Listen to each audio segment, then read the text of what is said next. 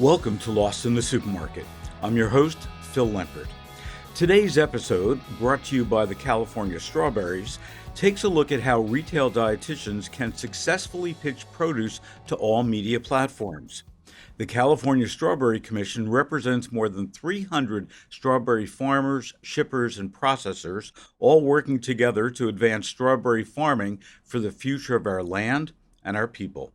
My guest is my friend and colleague, Bonnie Taub-Dix, owner of BTD Nutrition Consultants and the award-winning author of Read It Before You Eat It, Taking You from Label to Table, and the creator of BetterThanDieting.com. Bonnie is a media personality, media trainer for wellness professionals, spokesperson, motivational speaker, journalist, and corporate and brand consultant. She's a contributor for Today, U.S. News and World Report, Insider, and Live Strong, and a past spokesperson for the Academy of Nutrition and Dietetics and the recipient of their very prestigious Media Excellence Award. Let's get started. Bonnie, welcome to Lost in the Supermarket. Hey, Phil. So nice to be here. So, Bonnie, if we take a look over the past 2.5 years, with the pandemic especially, how has doing media interviews changed for you and RDs across the nation? Well, I have had my own business for years, so working from home was not something that was unusual for me, but work from home really took on a different turn when really you couldn't work from anywhere else. And for my one-to-one clients, it really was not as big a deal. We did Zoom calls and FaceTime or phone calls. But when it came to media appearances, that's where the change was the most challenging. One example that really comes to mind is I needed to do an SMT, that's a satellite media tour. And this is where you stay in one place for 5 hours and you work with 40, maybe 45 TV stations all during that period of time. And usually I'm in a studio, I have a thing in my ear where they're talking to me, I have a makeup person, a food stylist, a whole camera crew, a producer. Well, this time it was just me in my kitchen and the team that was trying to talk to me through my computer. So having the proper lighting, having all of that, which I know we'll talk more about, but it was really a challenge, but we wound up having 45 million impressions from that one session. So it really told me that you can do more than you think you could do at home. And for the travel plans that I had, including travel plans that I had with California Strawberries, we just pivoted and did radio media tours. We did interviews by phone. It really was very interesting to see what you actually can do on your own. It doesn't mean in person is not really better, but it is amazing what you can accomplish these days with technology. So, from a technological standpoint, I get it. What about the emotional standpoint? When, you alluded to the fact that normally you're in a studio, you have this whole crew there, you have everybody doing it, then it becomes just you. What kind of stress, if you would, does that put on you? And really, what effect does that have long term, having to do everything from home? It's funny because the stress came from technology more than from content and confidence. I knew my stuff, but I had no clue whether somebody was going to ring my bell. When I had a dog, I was afraid my dog would bark. I was afraid I would lose the internet. So I had to go out and buy equipment to make me feel better, to know that I was covered. I needed an Ethernet cable to make sure that I was covered directly to get the feed and I wouldn't lose a feed. I was more nervous about that kind of stuff than worrying about how am I going to make this happen from my standpoint. And in some respects, it actually was so much better because I could get dressed from shoulders to waist and wear my slippers. I don't have shoes on now. So that was all kind of good, actually. So, you alluded you needed an Ethernet cable, you had to do stuff. What kind of equipment do you really need at home to do an interview for, network TV or a podcast or, online? Yep. Well, I always had some sort of lighting, countertop lighting, because I work with brands and I do recipe development for them. I take a ton of pictures for my social media platforms, but I had to get a ring light. And again, you don't have to spend a lot of money for this equipment, but a ring light, and make sure that if you're getting a ring light, that it's on a very strong tripod, because I have bought several that are so weak, it was really not a good idea.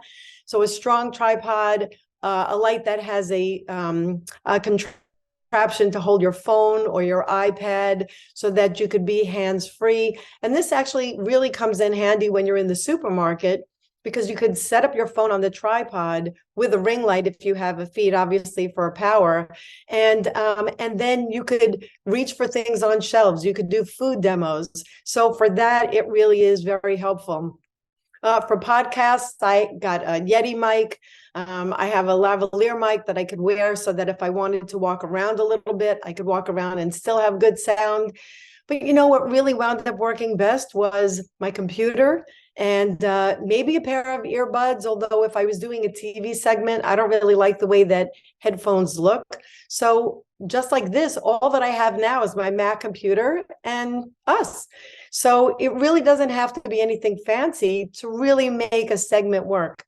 And you know, something that I wanted to offer today to viewers is that after this all happened, the whole pandemic, I put together a guidebook basically of all the kind of equipment that I really like and the prices and where to get them.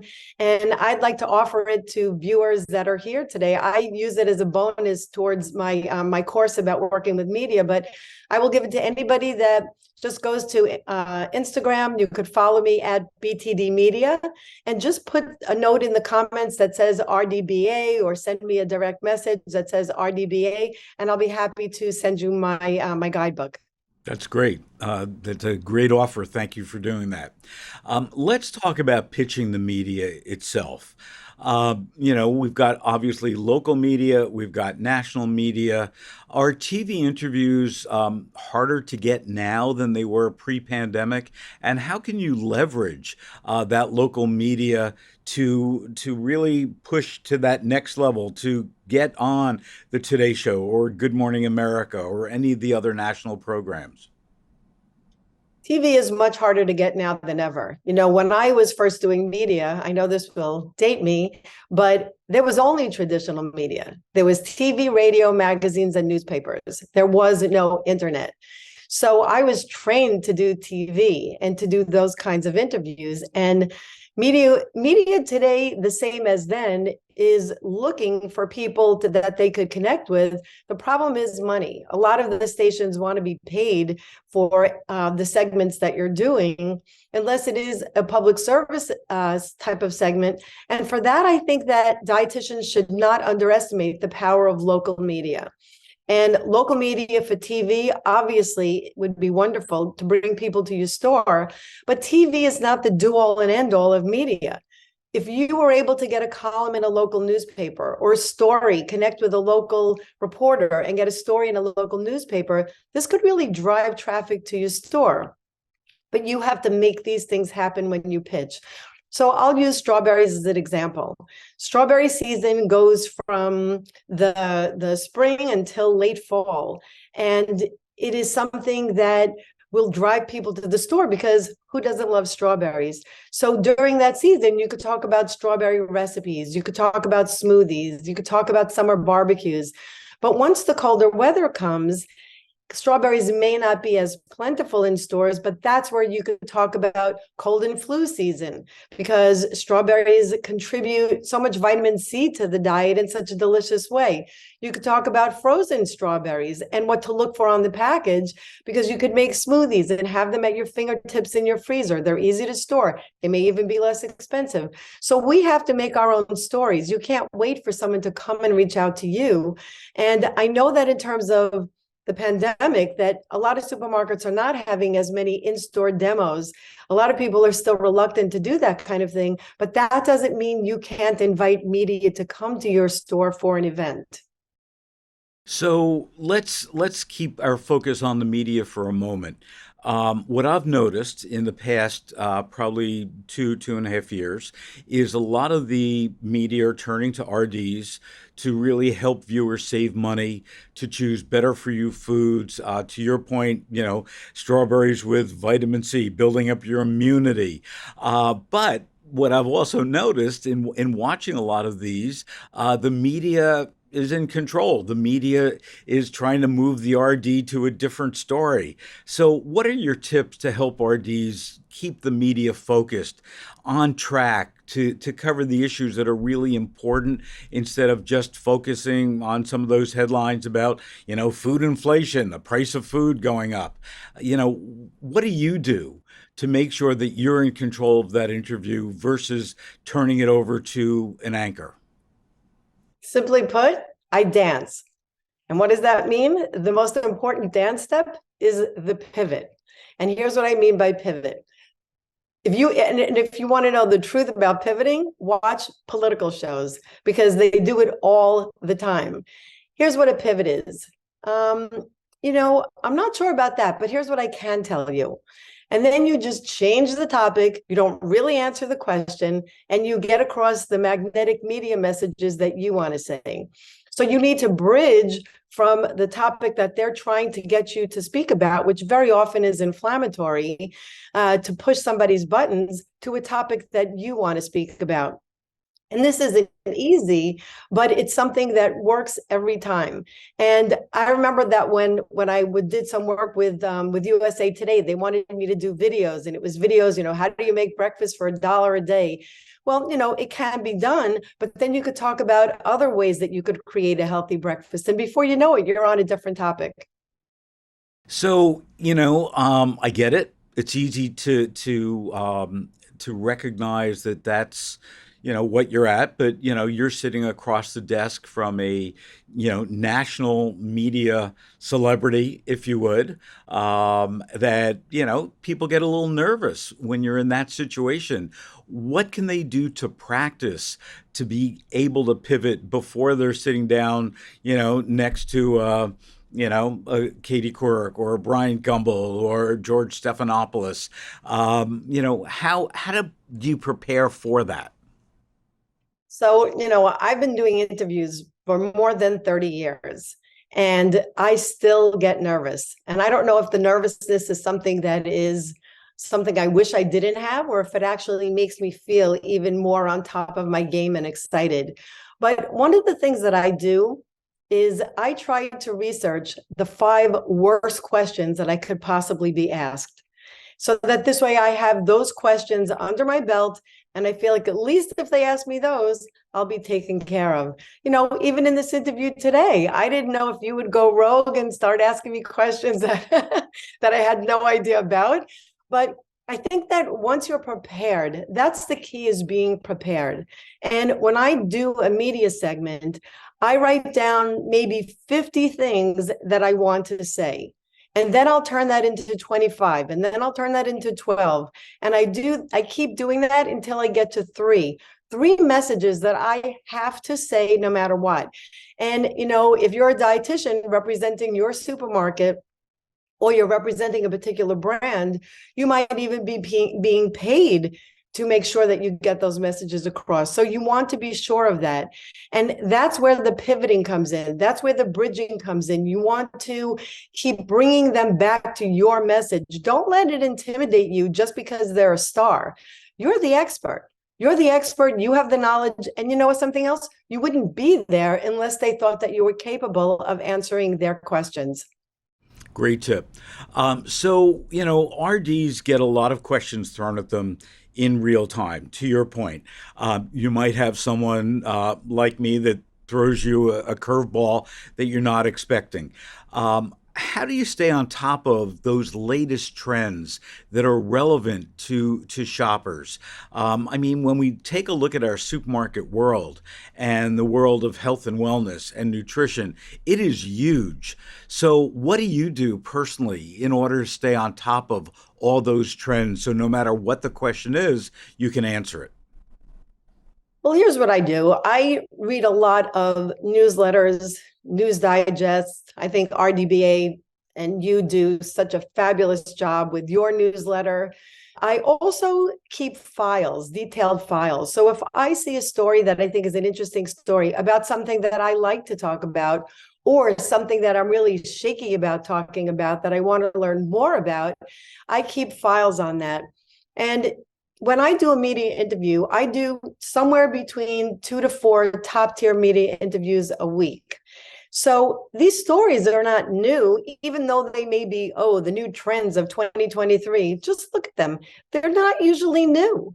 They're usually the same old, same old. I don't even know how many Thanksgiving interviews I've done, or back to school stories, or cold and flu season stories. So I keep files on these things, and I could go back with new research just to update those files. But a lot of the same sound bites are still going to work. So that's what I do. I think my filing system is really very important for me. And I think it's really helpful to start that. And, if you have good story ideas, another thing that you should do is keep a story idea file for your store, articles, that are in your store, items that you think you'd like to read about or write about. Even if you only come up with titles to stories. I have so many titles of stories and no stories. So this really could be helpful, because when you have a moment of creativity that strikes, write it down, because you don't know when that'll happen again. Let's move outside. Let's move to the field. Obviously, what we've seen over the past probably 5 or 6 years, a lot more stories about farming, ranching, farm to table type of stories. I'm sure you've been, thrown in the middle of a strawberry field with a crew. What advice do you have for those people who are filming in the field or on a farm? What are some of the pitfalls that you've got to avoid in that environment? Whether it's a farm or a factory, I love being involved in those immersions. Very often called the talent that's there, but really the talent comes from the farmers that are there and for the produce itself, because it is really just so incredible to see. And when Mother Nature doesn't get in the way, like a rainstorm or something like that, you could actually be so successful. Because people really want to see, probably more than ever, where their food comes from. And they're so amazed by seeing how farmers actually care so much about their land, and they want to preserve their land. And again, I'll use strawberries as an example, because something really fascinated me about strawberry growers is that more than 65% of strawberry growers are of Latino descent. And many of them got started out on their farms as pickers, or they drove trucks, and they actually moved up to then become farm owners. And I think that this is a story, and people love stories. They love being taken on a journey. And when you go on a journey of how a food goes from a seedling to the farm, to how it gets to your store and then gets to your home, and then what do you do with it when you want to put it on your table? I love the stories about growers, to know that they live on many of the farms with their families, with their pets. And, food safety comes up a lot. Well, what about their situation? They wouldn't put themselves in these situations if it was something that was unsafe. And many of these farms are multi-generational. So I just think that when a dietitian is working with media in the farm, tell a story, because a story is what will be most captivating. So when we look at today, end of 2022, beginning of 2023, what are some of the stories that the media are calling you about that you would also anticipate that a lot of the RDs are going to get phone calls about as well?